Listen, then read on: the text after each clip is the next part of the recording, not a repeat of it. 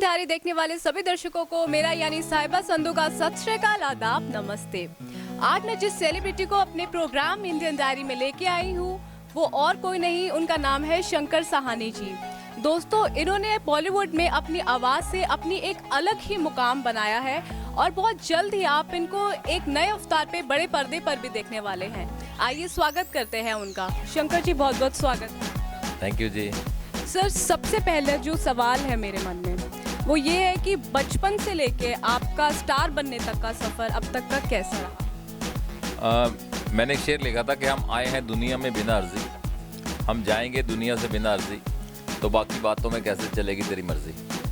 जब आने जाने में हमारा कोई योगदान नहीं है तो मुझे लगता है कि ऊपर वाले ने प्लान किया होता है। एक्चुअली मेरे फादर चाहते थे कि मैं इंजीनियर बनूं। वो खुद head of the music department थे गवर्नमेंट कॉलेज में, पर वो चाहते थे कि इस लाइन में मैं ना आऊँ, क्योंकि इस लाइन में उनको लगता था कि काम नहीं है, आगे नौकरी नहीं मिलेगी और ये लाइन अच्छी नहीं है। तो इसलिए उन्होंने मुझे इंजीनियरिंग के लिए कहा। तो फिर मैंने चंडीगढ़ के अंदर इंजीनियरिंग, केमिकल इंजीनियरिंग की, और वहाँ पर जब मैंने पहला गाना गाया तो मैं गिटार बजाता था। तो बड़ा लोगों को अजीब लगा कि पंजाबी गाना गिटार के साथ कोई बंदा गा रहा है। तो वो रातों रात ही वो हिट हो गया प्रोग्राम, और जब लोगों को पसंद आया वो इतना गाना, तो फिर लोगों ने मुझे कहा दूसरा गाना सुनाओ, फिर तीसरा गाना सुनाओ। तो मैंने गाने बनाने शुरू किए और इस तरह पहली एल्बम आ गई। और फिर उसके बाद जब इंजीनियरिंग ख़त्म हुई फिर मैं दिल्ली आया और फिर बॉम्बे चला गया। फिर वहाँ मुझे ब्रेक मिल गई, काफ़ी वीडियो बन गए। तो शंकर जी के बारे में एक बात और कही जाती है कि शंकर जी बहुत ही कूल माइंडेड है, बहुत ही काम रहता है। तो हमारे दर्शकों को भी कुछ टिप्स दीजिए। देखो, काम रहने के लिए पहले तो आपको ये पता होना चाहिए कि हम लोग जो हैं कि सिर्फ एफर्ट कर सकते हैं, रिजल्ट हमारे हाथ में नहीं है। अब लोग इतना सीरियस हो जाते हैं कि हमें रिजल्ट क्यों नहीं मिला, हम इतनी एफर्ट कर रहे हैं। और जब आपको समझ आ जाएगा कि हमें सिर्फ एफर्ट ही कर सकते हैं, हमें इतना ही अलाउड है एफर्ट करना, और अगर हम एफर्ट ना करें फिर हमें उदास होना चाहिए कि हमने एफर्ट नहीं की। तो एफर्ट में पूरा जोर लगाना चाहिए, और रिजल्ट मिले ना मिले वो आपकी किस्मत है, वो मुकद्दर है। मैं मुकद्दर में बहुत विश्वास करता हूँ। जिन लोगों ने भी तरक्की की है, आपने देखा होगा ख़ास तौर पे म्यूज़िक लाइन और एक्टिंग लाइन के अंदर कोई परंपरा नहीं है इतनी बड़ी कि बाप का आगे बेटा हुआ है और बेटे के आगे बेटा बनेगा, बेटे के आगे बेटा बनेगा। ऐसा नहीं है। लोग लोअर मिडिल क्लास फैमिली से भी आगे आए हैं, मिडिल क्लास फैमिली से भी आगे आए हैं, और जिन्होंने एफर्ट किया उनको रिजल्ट मिला है। तो मैं सबको यही कहना चाहूँगा कि अपना माइंड कूल रखने का एक ही तरीका कि एफर्ट करें, और अगर एफर्ट ना करें तब उदास हो, इसलिए उदास ना हो कि रिजल्ट नहीं मिला। शंकर जी, आप काफ़ी स्पिरिचुअल भी हैं, काफ़ी धार्मिक आप प्रोग्राम्स भी करते हैं, तो इसकी प्रेरणा आपको कहाँ से मिली? इसकी प्रेरणा था कि काफ़ी मेरी एल्बम्स आई हुई थी। तो एक बार काफ़ी लोग बैठे थे, कहते शंकर जी आप कुछ धार्मिक क्यों नहीं गाते। तो फिर मैंने एक सीडी निकाली महामृत्युंजय मंत्र की, जो करीबन 1 करोड़ घरों में पहुंची, और मैंने उसका वेबसाइट बना दिया। फिर क्योंकि काफ़ी लोग उससे प्रभावित हुए, उसका साइट बनाया महामृत्युंजय.com, ताकि लोग फ्री डाउनलोड कर सकें। हर पूरे दुनिया में पहुंच नहीं पाती सीडीएस। तो मुझे नहीं मालूम था कि ये रातों रात एक इतना बड़ा करिश्मा हो जाएगा कि महामृत्युंजय मंत्र। और मुझे किसी ने बताया कि जो दुनिया की सबसे पहली VCD है वो आप ही ने की थी। तो मुझे बड़ी खुशी हुई कि मेरी अच्छी सोच बनी ईश्वर की कृपा से, कि महामृत्युंजय मंत्र की प्रथम CD की VCD मेरी बनी, और ये महामृत्युंजय मंत्र सबसे बड़ा मंत्र है। तो इसके बाद फिर शुरुआत हो गई, लोग कार्यक्रम पे बुलाना शुरू कर दिया, फिर ये भी एक काम शुरू हो गया। शंकर जी को बहुत लोग अपना आइडल मानते हैं। शंकर जी किसको अपना आइडल मानते हैं? देखो, मेरी गायकी के हिसाब से देखें तो मैं नुसरत जी का फ़ैन हूँ बहुत बड़ा। जितना वो अच्छा गाते थे, जगजीत सिंह जी अच्छा गाते थे, गुलाम अली जी बहुत अच्छा गाते थे, अभी भी गाते हैं। तो हम क्लासिकल फैमिली से बिलोंग करता हूँ। क्लासिकल म्यूज़िक हमारे घर में रहा शुरू से, किराना घराना से हम। तो क्लासिकल गाने वाले ही हमें बेसिकली अच्छे लगते थे, या सेमी क्लासिकल गाने वाले। और हिंदुस्तान में मैं आशा भोसले जी का बहुत बड़ा फ़ैन रहा हूँ बचपन से। तो ये लोगों को मैं अपना आइडल मानता हूँ। एक प्रोग्राम में मैंने सुना भी था कि आशा जी ने आपके बारे में कहा था कि बहुत अच्छे स्पिरिचुअल जो म्यूज़िक हैं ये गाते हैं। तो आपने एक बार फिर से अपना म्यूज़िक एल्बम सुना था कि इसमें क्या अच्छा लगा आशा जी को, उसके बारे में कुछ बताना चाहेंगे? मैं आशा जी को मिला तो आशा भोसले जी को कहा कि हमने आपके साथ एक एल्बम करनी है। तो आशा जी ने मुझे कहा मैं आप गाती नहीं हूँ, कुछ ख़ास मिले तो गाती हूँ, मेरे पास 1000 सीडियाँ पड़ी हुई हैं गाने के लिए। तो उन्होंने महामृत्युंजय मंत्र सुना हुआ था, तो उन्होंने को हमने सूफी गज़लों की एल्बम एक तैयार की। उनको आशा जी को बोला कि दीदी आप इसको सुनिए, अगर आपको अच्छा लगता है तो आप गाइए। तो उनको बहुत पसंद आई और मुझे उनका एक कॉम्प्लीमेंट नहीं भूलता है कि उन्होंने मुझे कहा कि प्रेस कॉन्फ्रेंस थी वहाँ पर बॉम्बे में, तो उन्होंने मुझे कहा कि आजकल मैं गाती नहीं हूँ पर शंकर जी के साथ एक एल्बम और करना चाहूँगी।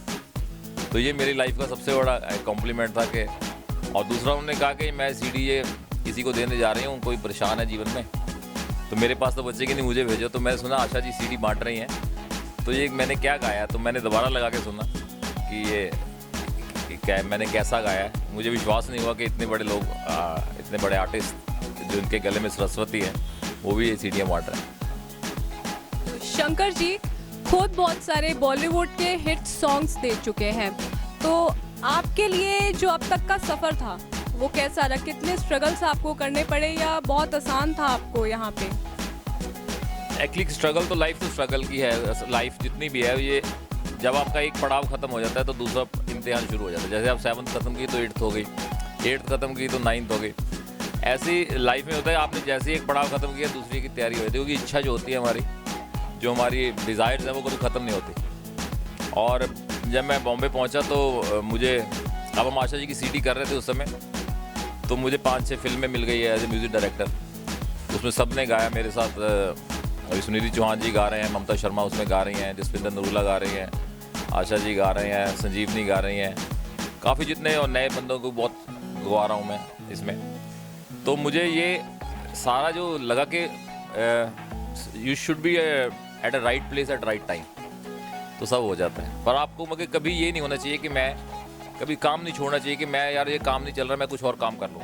वही काम करना चाहिए जिसमें पैशन है, क्योंकि every dog has a day, हर बंदे का दिन आता है। तो आप वही काम करो जिसमें आपका पैशन है, तो आप आगे बढ़ सकते हैं। म्यूज़िक में बचपन से आपका इंटरेस्ट रहा था? हाँ, मैं बचपन से गाता था। मैं स्कूल से ही बड़ा पॉपुलर था। यूनिवर्सिटी में मैं चंडीगढ़ में बहुत ज़्यादा पॉपुलर हो गया और जाके, तो मुझे लोगों ने ही आर्टिस्ट बनाया कि आपकी सीडी कब आ रही है, आपकी सीडी कब आ रही है। तो फिर मैं अपने पेरेंट्स को बोला कि मुझे कुछ पैसे दो, मैं सीडी बनाना चाहता हूँ। फिर बन गई सीडी। तो बात हो रही है स्टूडेंट लाइफ की, तो मैं जानना चाहूँगी, हमारे दर्शक भी जानना चाहेंगे कि आप किस तरीके के स्टूडेंट होते थे। वैसे तो आप बहुत नॉटी लगते हैं, बट फिर भी मैं आपके मुंह से सुनना चाहती हूँ। मैं जब स्टूडियस बहुत था, पढ़ता बहुत था और मस्ती बहुत करता था। मैं जब इंजीनियरिंग कॉलेज पहुँचा तो मैं वहाँ पे मेरा जो एंट्रेंस टेस्ट होता है और नेशनल लेवल पे होता है, 60 बच्चे होते हैं, और उसमें से जो ओपन कोटा होता है वो मेरे 40-50 का होता है, बाकी रिजर्व कैटेगरीज होती हैं। तो बहुत पढ़ाई करके हम वहाँ पहुँचे, और मैं पहले 2-4-5 लोगों में मेरा नाम होगा। और जब मैंने वहाँ पे छोड़ा तो मेरा लास्ट के 5 बंदों में मेरा पढ़ाई में नाम था, क्योंकि वहाँ जाके मुझे इतनी शोहरत मिली कि मेरा पढ़ाई से ध्यान हट गया।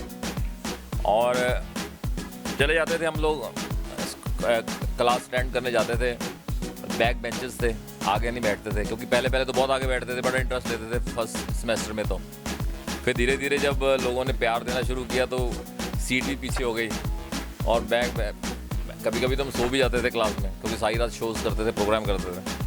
और प्रोफेसर्स को भी ज़्यादा सिंपैथेटिकली लेते थे हमें कि चलो ये आर्टिस्ट है, इसको इसी लाइन में बढ़ने दो आगे। तो फिर भी मैं अच्छे नंबर से इंजीनियरिंग कर ली मैंने।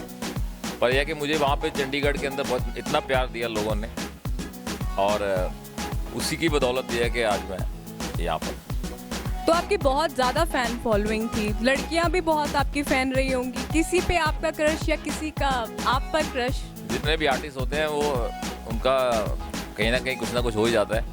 और मुझे तो लगता है कि ये जो फैंस होते हैं यही आपको ज़िंदा रखते हैं, चाहे वो आपको क्रश के रूप में हो, चाहे आपको प्यार के रूप में हो।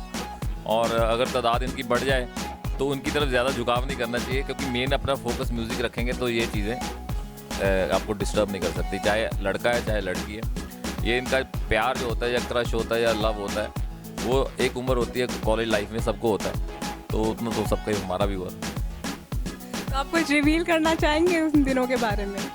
उन दिनों में तो मैं जैसे नया था, मैं 16 साल का था, और 16 साल के बंदे को एकदम इतनी बड़ी फ़ैन फॉलोइंग मिल जाए, पूरे शहर के अंदर 1 या 2 ही सिंगर थे। और बस मुझे तो यही लगता था कि जैसे मेरे पास अब बाइक होता था तो हम लोग घूमते रहते थे, कभी शिमला चले गए, कभी इधर चले गए, कभी उधर चले गए, कोई ना कोई फ्रेंड साथ। तो स्टडी नहीं था। तो कोई ऐसा मोमेंट आपका जो आज तक आपको भुला ही नहीं भूलता, आपका वन ऑफ फेवरेट मोमेंट? बहुत सी मोमेंट है मेरी लाइफ में जो भुलाए नहीं भूलते।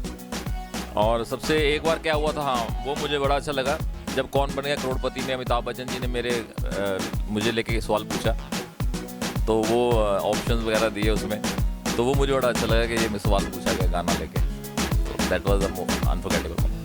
तो दर्शकों, ये थे हमारे साथ शंकर सहानी जी। बातों का सिलसिला यूं ही जारी रहेगा। मिलते हैं आपको छोटे से ब्रेक के बाद।